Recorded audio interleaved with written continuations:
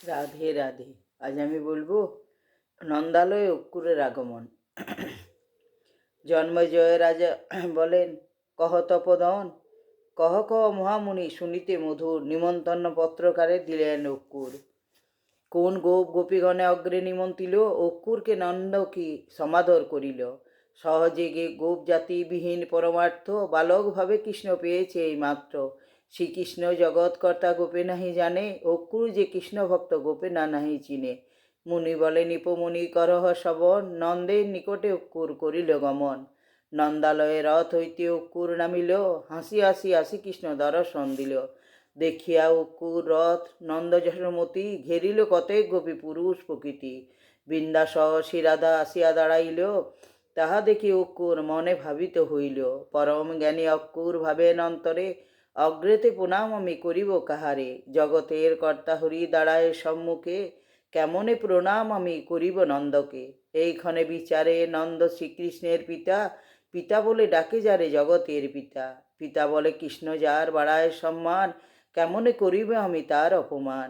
স্বয়ং কৃষ্ণ ভগবান নন্দ নাই জানে, কৃষ্ণকে প্রণাম করিলেও দুঃখ হবে মনে। নন্দ বলিবে অক্রূর বড়ই অজ্ঞান, পুত্রকে প্রণাম করে পিতা বিদ্যমান।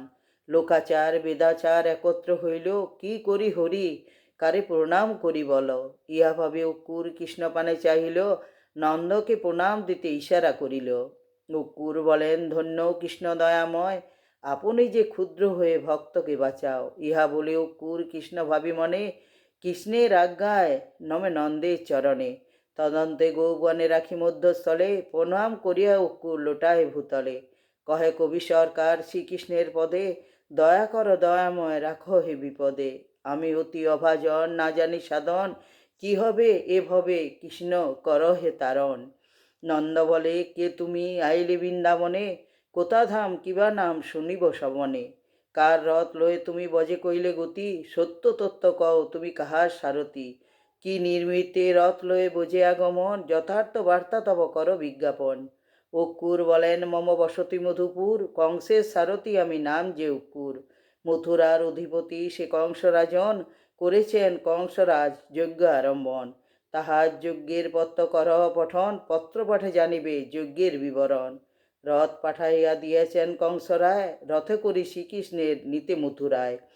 ঈষৎ হাসি আনন্দ কহিছে তখন, অক্রূর কি কথা ওহে করালে শ্রবণ।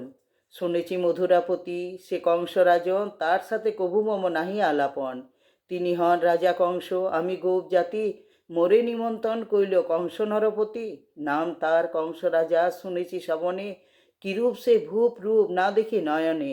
বিশেষ তার সনে নাহি পরিচয়, তিনি কইল নিমন্ত্রণ শুনে লজ্জা হয়।